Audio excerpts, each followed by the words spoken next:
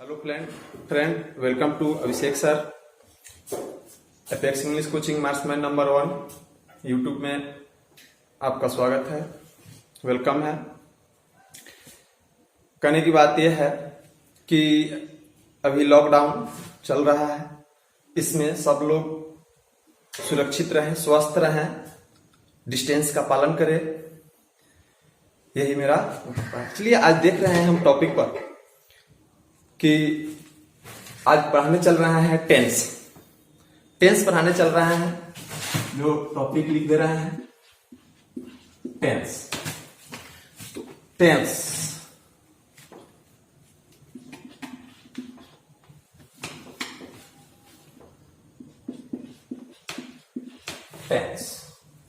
तो टेंस पढ़ाने चल रहे हैं, देखने चल रहे हैं कि टेंस क्या होता है। तो सबसे पहले टेंस का हम लोग बेसिक कंसेप्ट लेते हैं। सबसे नॉर्मली आप लोग पढ़े होइएगा, पहले से बेसिक कंसेप्ट लेते हैं टेंस का कि आखिर टेंस होता क्या है। टेंस को सबसे पहले पढ़ने के लिए हम देखते हैं कि 6 गो चीज पर ध्यान देते हैं। 6 गो चीज पर ध्यान देते हैं। इस 6 गो चीज के बिना टेंस संभव नहीं। Hello friend, welcome to Abhishek sir YouTube channel में आपका स्वागत है। सबसे पहले हम लोग आज जो टॉपिक लेने चल रहे हैं वह टेंस पर देखने चल रहे हैं कि टेंस आखिर होता क्या है, कैसे टेंस को समझेंगे, कैसे उसका बेसिक समझेंगे कि टेंस क्या होता है, कैसे बनाते हैं। कोई भी अनुवाद हम लोग को मिलता है तो सब चीज में सबसे पहले उसमें क्या चीज का जरूरत पड़ती है, कैसे उसको समझते हैं कि ये सब्जेक्ट है, ये ऑब्जेक्ट है, ये वर्ब है, या कॉम्प्लीमेंट है या अदर वर्ड है। जो भी चीज हम लोग पढ़ते हैं तो उसको कैसे सबसे पहले हम समझेंगे। तो सबसे पहले हम लोग ये देखेंगे कि टेंस का जो टॉपिक है, सबसे पहले आप लोग यूट्यूब चैनल को सब्सक्राइब कर दे, लाइक बटन दबा दे और कमेंट जरूर करें, जिससे कि हम आपको बेहतर से बेहतर वीडियो बनाकर यूट्यूब पर डालें। जब क्लास खुलेगी उस समय में लाइव क्लास भी चलेगी सिस्टमिक ढंग से। अभी हम ग्रामर का टॉपिक लेकर चल रहे हैं। हर एक टॉपिक को टॉपिक बाय टॉपिक देंगे, कमेंट कीजिएगा। जो भी टॉपिक होगा उसको पढ़ाया जाएगा यूट्यूब चैनल पर, तब तक जब तक लॉकडाउन खत्म नहीं हो जाती है। तो सबसे पहले हम लोग टेंस देख रहे हैं, टेंस क्या होता है। तो टेंस में सबसे पहले हम जानते हैं कि 6 गो चीज पर आप ध्यान दीजिएगा। कौन कौन? तो एक में है सब्जेक्ट, 2 में है ऑब्जेक्ट, 3 में है वर्ब, 4 में है कॉम्प्लीमेंट, 5 में है वॉइस। तब जाकर बनता है वह क्या बनता है? टेंस बनता है। यहां हम लिख सकते हैं हाउ टू ट्रांसलेशन,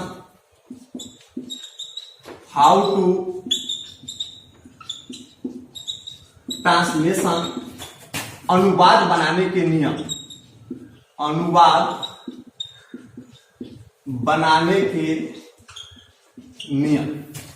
ठीक है। अनुवाद बनाने के नियम सबसे पहले हम देख, ठीक है। अनुवाद बनाने के नियम कैसे हम लोग अनुवाद बनाते हैं। तो अनुवाद बनाने के लिए ये 6 गो चीज का होना फ्रेश लिख दे रहे हैं। हाउ टू ट्रांसलेशन यानी अनुवाद बनाने के नियम, ठीक है। तो subject, object, verb, complement, voice, tense. सबसे पहले थोड़ा इसको सबको डीपली में हम पढ़ाएंगे, आगे चलकर सबका अलग अलग टॉपिक देंगे, बहुत डीपली में पढ़ाएंगे। तो सबसे पहले इसको जान ले। सबसे पहले अनुवाद बनाने के पहले ये 6 गो चीज अगर हमको मालूम नहीं है तो हमसे अनुवाद नहीं बनेगा, ठीक है। अगर अनुवाद बनाने के लिए ये 6 गो चीज का होना नेसेसरी है। अगर ये नहीं मालूम है तो हमसे कभी भी अनुवाद नहीं बनेगा। जैसे मान लीजिए कि सब्जेक्ट, इसका मतलब होता है यानी कर्ता, ऑब्जेक्ट यानी कर्म, वर्ब यानी क्रिया, कॉम्प्लीमेंट मतलब होता है संयोजक, वॉइस मतलब होता है वाच, और तब टेंस मतलब होता है कार्य, ठीक है। तो कर्ता क्या है, सब्जेक्ट क्या है। मैक्सिमम अनुवाद बनाता है लोग, विद्यार्थी लोग कि सब्जेक्ट जानेगा, ऑब्जेक्ट जानेगा, और उसको जो लंबा लंबा अनुवाद होगा, कोई किसी को बुक को ट्रांसलेट करना होगा तो वहां उसको ना सब्जेक्ट मालूम है ना ऑब्जेक्ट मालूम है, सब्जेक्ट को ऑब्जेक्ट कर देगा, ऑब्जेक्ट को सब्जेक्ट कर देगा। तो इस तरह कंफ्यूज हो जाता है, एग्जाम में पूछे जाते हैं। ट्वेल्थ के एग्जाम में 5 नंबर का इससे क्वेश्चन रहता है जो बहुत नेसेसरी है। और जब टेंस आपको नहीं आएगा तो ग्रामर आपको पसंद नहीं आएगा। ग्रामर स्पोकन के लिए या इंग्लिश के लिए या कॉम्पिटिटिव के लिए बहुत ही नेसेसरी है। बिना ग्रामर का कोई चीज संभव नहीं है। ग्रामर नहीं है इसके मतलब है कि सब चीज खत्म है। सबसे पहले हम देखते हैं सब्जेक्ट यानी कर्ता। कर्ता क्या है? तो काम को जो स्वयं करता है, काम को वन हु, इसका देखिए one who does an action is called a subject. यानी कर्ता वह होता है जो स्वयं करता है, वह किसी पर निर्भर नहीं रहता है, वही क्या कहलाता है? सब्जेक्ट कहलाता है। इसका डिफिनेशन लिख दे रहे हैं, इसको मिटा दे, उतार लीजिए, जिसको उतारना है कृपया करके उतार ले। देखिए ये वो टॉपिक हम लेके चल रहे हैं सब्जेक्ट। सब्जेक्ट जो किसी क्रिया को, हिंदी में लिख लीजिए, जो किसी क्रिया को करता है अथवा जो किसी क्रिया को करता है अथवा इसके द्वारा कोई क्रिया अथवा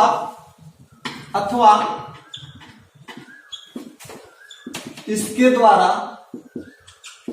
कोई क्रिया संपन्न होती है वह सब्जेक्ट कहलाता है। सब्जेक्ट कहलाता है। One who does an action is called a subject.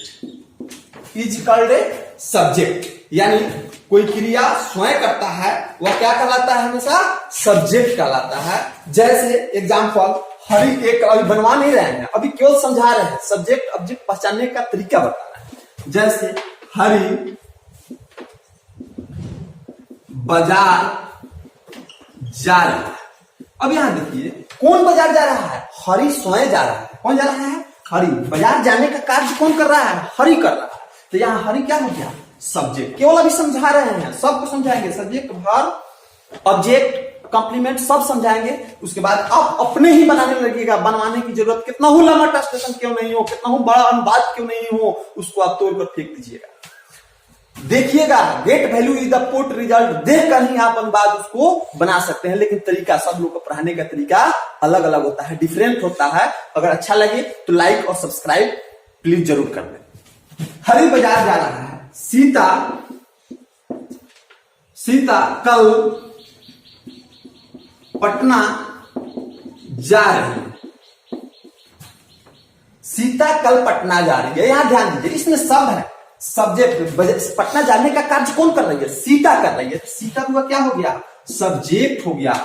यहां जा रही है क्या हो गया? वर्ब हो गया। पटना क्या है? Place complement. कॉम्प्लीमेंट 4 प्रकार के होते हुआ, manner complement, place complement, time complement, reason complement, सब हम डीपली पढ़ाएंगे, दिल में उसको समझाएंगे। यहां कल क्या हो गया? टाइम कॉम्प्लीमेंट हो गया। यह क्या हो गया?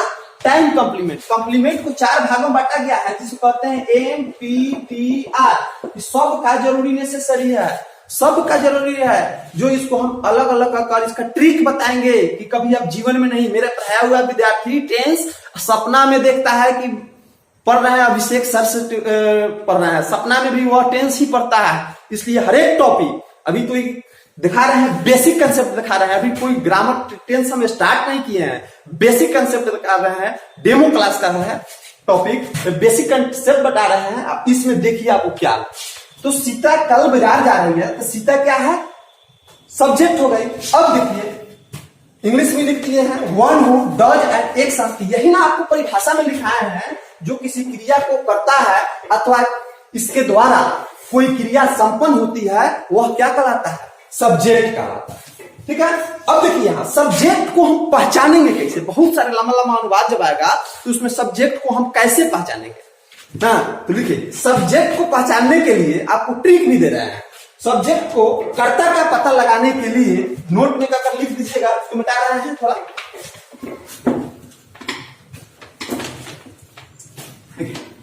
कर्ता का पता लगाने के लिए हम हिंदी में कौन, किसने,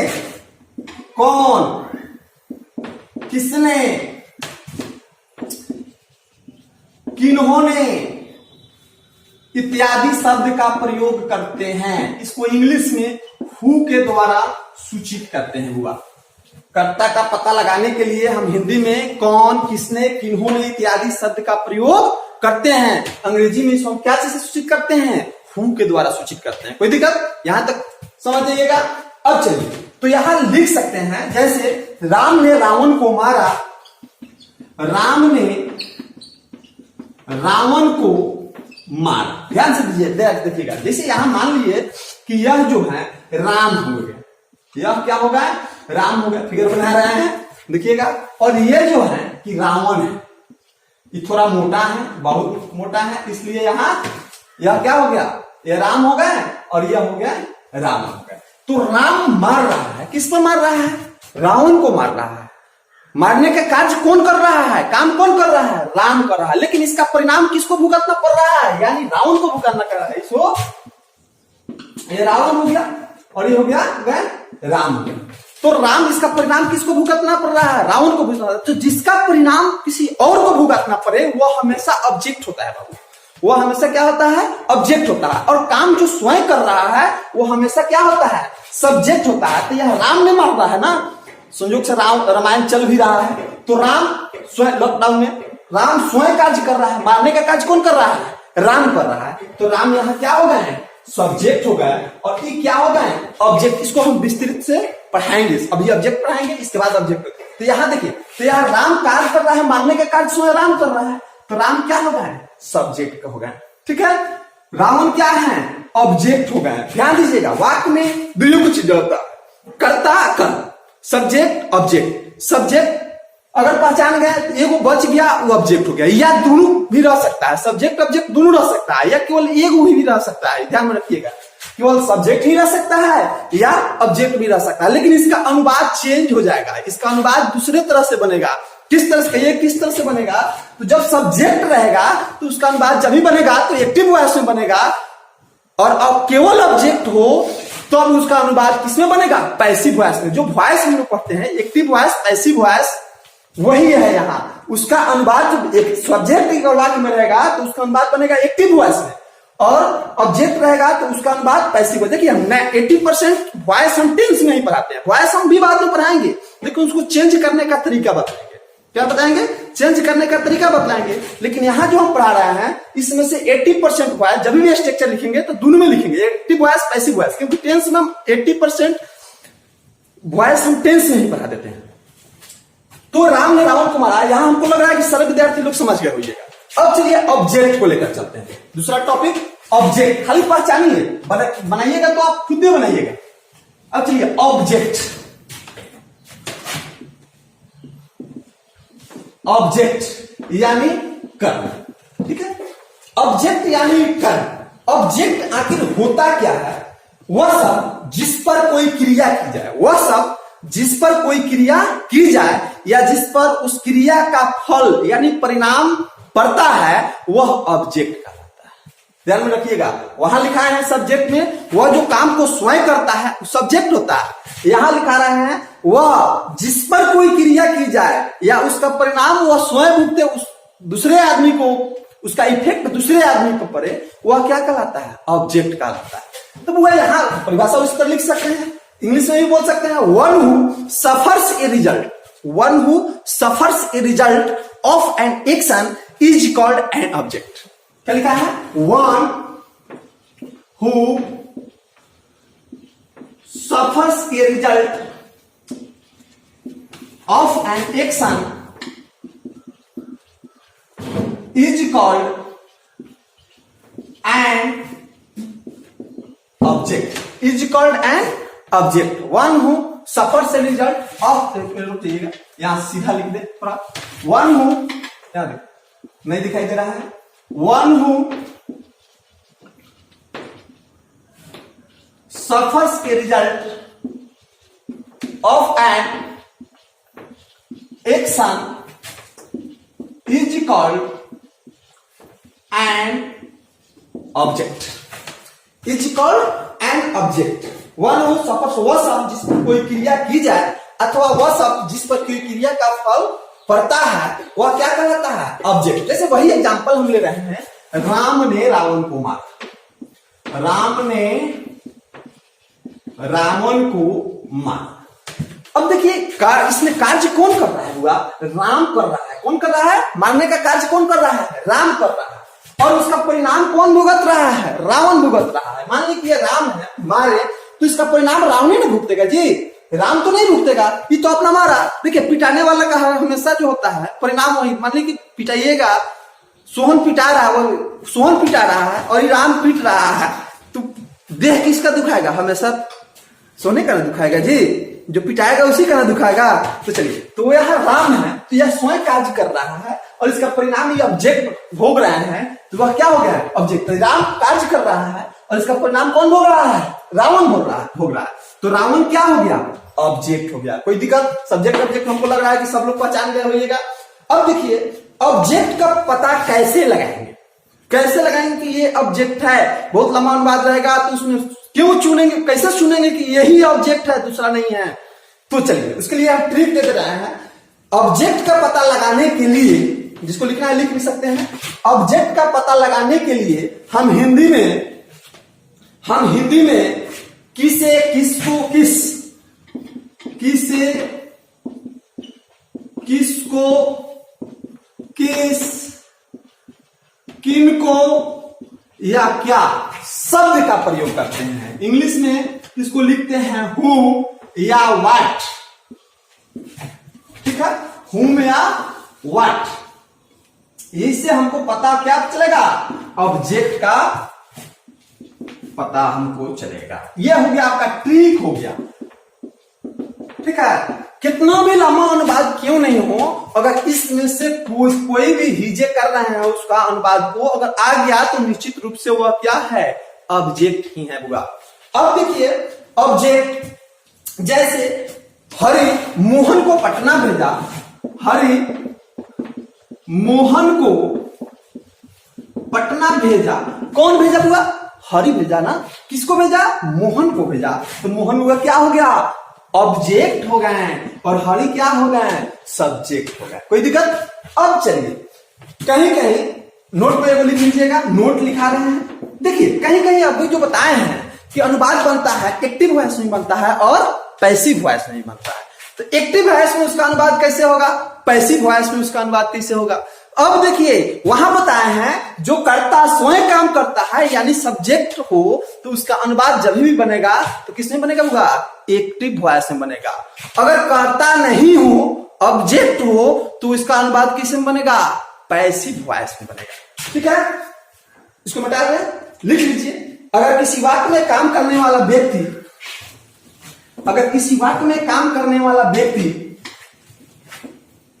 सब्जेक्ट हो तो उसका अनुवाद एक्टिव वॉइस में बनता है। देखिए मेरे क्लास में, मेरे यूट्यूब देख रहे हैं तो कॉपी कलम लेकर ही बैठिए, लिखते चलिए, लिखते चलिए, ये नहीं मिलेगा कहीं, लिखते चलिए। अगर क्या लिखा बोले हैं? अगर किसी वाक्य में काम करने वाला व्यक्ति सब्जेक्ट हो तो उसका अनुवाद हमेशा एक्टिव वॉइस में। जैसे राम ने रावण को मारा, राम ने रावण को मारा। मारने का काम कौन किया हुआ? राम हो गए, सब्जेक्ट हो गए। तो सब्जेक्ट है, तभी बताए हैं ना पीछे कि उसका अनुवाद जब भी बनेगा तो किसमें बनेगा? एक्टिव वॉइस में बनेगा। होगा एक्टिव वॉइस में बनेगा। सीता बाजार गई, सीता बाजार गई, तो कौन हो गया इसमें? बाजार जाने का कार्य कौन कर रही है? सीता कर रही है। अभी बताए हैं कि जब सब्जेक्ट हो तो उसका अनुवाद एक्टिव वॉइस में। अब देखिए सड़क की मरम्मत हुई, ध्यान से देखिएगा, सड़क की मरम्मत हुई। किसकी मरम्मत हुई? सड़क की मरम्मत हुई। कौन किया? पता नहीं, पता तो नहीं है ना कि कौन कर रहा है, कार्य कौन कर रहा है, इसमें पता नहीं चल रहा है, नहीं चल रहा है तो नहीं चल रहा है कि यहाँ सड़क क्या हो गया, ऑब्जेक्ट हो गया। अभी बताए हैं कि ऑब्जेक्ट जब हो गया तो उसका अनुवाद जब बनेगा तो पैसिव वॉइस बनेगा। तो इसका अनुवाद पैसिव वॉइस में। एक्टिव वॉइस का स्ट्रक्चर अलग होता है, पैसिव जो आगे बताएंगे, पहले इसको समझाते हैं।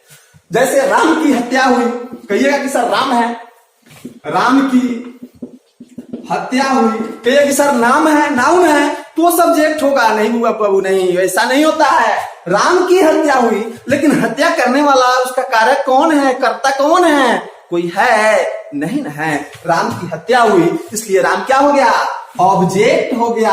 ऑब्जेक्ट हो गया तो इसका भी अनुवाद किसमें बनेगा, पैसिव। कोई दिक्कत?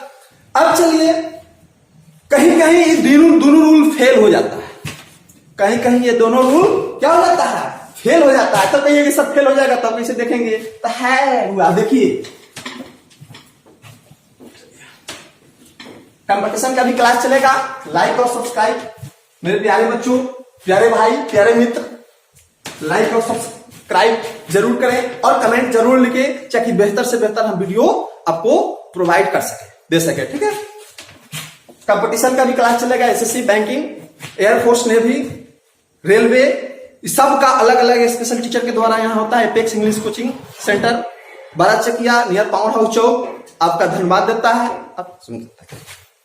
अब चलिए, यहां जो है बताए हैं कहीं कहीं सब्जेक्ट ऑब्जेक्ट वाला दोनों ट्रिक लिखा है तो फेल हो जाता है। तो फेल हो जाता है तो बाबू उसको कैसे करेंगे ना, तो लिख लीजिए, यदि का के की के बाद कोई क्रिया हो, यदि का के की के बाद कोई क्रिया हो तो का के की के पहले वाला वाक्य हमेशा, दुनिया का कुछ भी हो, दुनिया का कोई भी वर्ड हो तो का के की के पहले वाला वाक्य हमेशा ऑब्जेक्ट होता है। का की के बाद कोई क्रिया हो तो का के की के पहले वाला वाक्य हमेशा ऑब्जेक्ट होता है। ठीक है, ध्यान में रखिएगा, दुनिया का कोई भी वर्ड क्यों नहीं हो, अगर का के की के बाद वर्ब हो तो का के की के पहले वाला वाक्य हमेशा क्या होता है, ऑब्जेक्ट होता है। ध्यान में रखिएगा, जैसे चाय की निर्यात हुई, देखिए गौर से, चाय की निर्यात हुई, सड़क की मरम्मत हुई, सड़क की मरम्मत हुई। अब देखिए यह क्या हुआ बुआ, निर्यात करना, मरम्मत करना, यह क्या है, जस्ट लाइक यानी वर्ब है। यह क्या है, वर्ब है। तो जब वर्ब है तो यहाँ की है, दोनों में की है ना जी। तो की के बाद में अगर वर्ब आ रहा है तो अभी ना हम रूल में नोट में लिखाए हैं कि का के की के बाद अगर कोई वर्ब हो तो का के की के पहले वाला वाक्य हमेशा क्या होता है, ऑब्जेक्ट होता है। तो यह क्या हो गए होगा, ऑब्जेक्ट हो गए। कोई दिक्कत, सब्जेक्ट ऑब्जेक्ट में हमको लग रहा है कि कोई भी दिक्कत नहीं होना चाहिए। एगो नोट लिख लीजिए, ऑब्जेक्ट के, देखिए ऑब्जेक्ट के पहले किसी भी प्रीपोजिशन का प्रयोग नहीं होता, भूल कर भी नहीं ऑब्जेक्ट के पहले प्रीपोजिशन का प्रयोग कीजिएगा, नहीं तो बवंडर हो जाएगा। एक छोटा सा घाव कैंसर का रूप ले लेता है, नहीं ले लेता है। जब इरर बनाने चलिएगा कंप्यूटर एसएससी बैंकिंग के लिए तो वहां बवंडर हो जाएगा, क्योंकि ऑब्जेक्ट क्या बोले हैं, ऑब्जेक्ट के पहले किसी भी प्रीपोजिशन का प्रयोग नहीं होता है। ठीक है, तो चलिए अभी सबको हम जो बताए हैं एक लाइन लिख दे रहे हैं, थोड़ा ओनली सब्जेक्ट एक्टिव वॉइस, ध्यान में रखिएगा।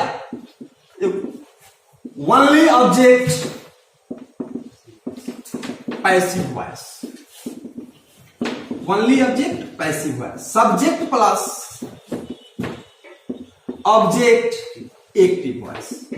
देखिए अगर ये वो खाली वाक्य में सब्जेक्ट हो तो उसका अनुवाद किसमें बनाते हैं, एक्टिव वॉइस में बनाते हैं। ए वो केवल सब्जेक्ट हो तो उसका अनुवाद एक्टिव वॉइस में बनाते हैं, और ओनली केवल खाली वर्ड में ऑब्जेक्ट हो तो उसका अनुवाद पैसिव वॉइस में लाएगा। लेकिन बहुत सारे अनुवाद में एक सब्जेक्ट भी हो और ऑब्जेक्ट भी अगर रहता है तो उसका भी अनुवाद हम किसमें बनाते हैं? एक्टिव वॉइस में ही बनाते हैं। ध्यान रखकर, कहीं दिक्कत नहीं होगा। चलिए, बेस्ट ऑफ लक। आज के क्लास यहीं तक, फिर हम नेक्स्ट क्लास में मिलेंगे, क्योंकि अगला क्लास आप लोग मस्त रहें, लॉकडाउन में डिस्टेंस बनाए रखें ना, यही मेरी शुभकामना है।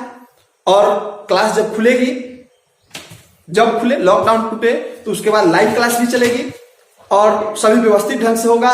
12 वाले विद्यार्थी को बेचैन होने की जरूरत नहीं है। अभिषेक सर हैं तो सब है, कुछ भी कर सकते हैं आपके लिए हम कुछ भी कर सकते हैं, क्योंकि रिजल्ट मेरा आज तक नहीं घबराया है। चकिया का मात्र एक संस्थान है, एपेक्स इंग्लिश कोचिंग, जो हर साल टॉपर देने वाला, लगातार 3 साल जिला टॉपर देने वाला, सबसे ज्यादा मार्क्स देने वाला अभी तक चकिया में कोई नहीं है और नहीं रहेगा जब तक मैं रहूंगा।